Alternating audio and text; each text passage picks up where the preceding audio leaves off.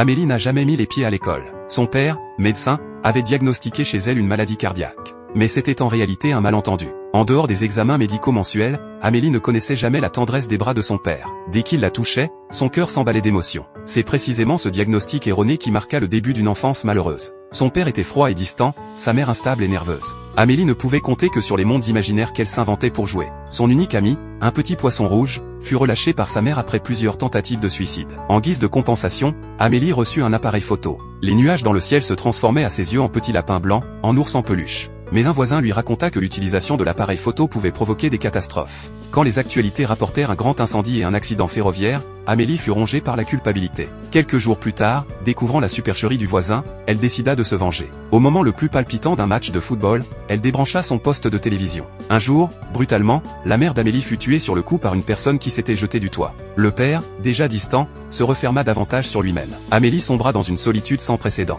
Les fleurs qui s'épanouissaient et se fanaient dans le monde extérieur, le passage des saisons, tout cela lui était devenu étranger. Devenue adulte, Amélie quitta enfin la maison pour devenir serveuse dans un café. Pour tromper sa solitude, elle cultivait de petits plaisirs, plonger discrètement la main dans un sac de grains, faire des ricochets sur les berges de la rivière, briser la croûte caramélisée d'une crème brûlée. Amélie remarquait toujours les détails qui échappaient aux autres. L'appareil photo de son enfance s'était transformé en jumelles, avec lesquelles elle observait les moindres gestes de ses voisins. Elle imaginait ainsi embrasser le monde, sans jamais passer à l'action. Jusqu'au jour où un événement bouleversa le destin d'Amélie. Le bouchon d'une bouteille lui glissa des mains, heurta un carreau descellé. Derrière se cachait une boîte en fer qu'un petit garçon avait dissimulée 40 ans plus tôt, remplie de ses jouets les plus précieux. Amélie prit alors une décision, retrouver le propriétaire de la boîte et la lui rendre. Si cet homme était profondément ému, elle sortirait régulièrement pour accomplir de bonnes actions et changer le destin des autres. S'il restait indifférent, elle continuerait à vivre dans son petit monde. Amélie obtint finalement un indice auprès du vieux couple du rez-de-chaussée. La vieille dame, qui consignait tout dans ses cahiers, avait noté que le garçon s'appelait Bretodeau. Amélie consulta immédiatement toutes les adresses des homonymes de la région.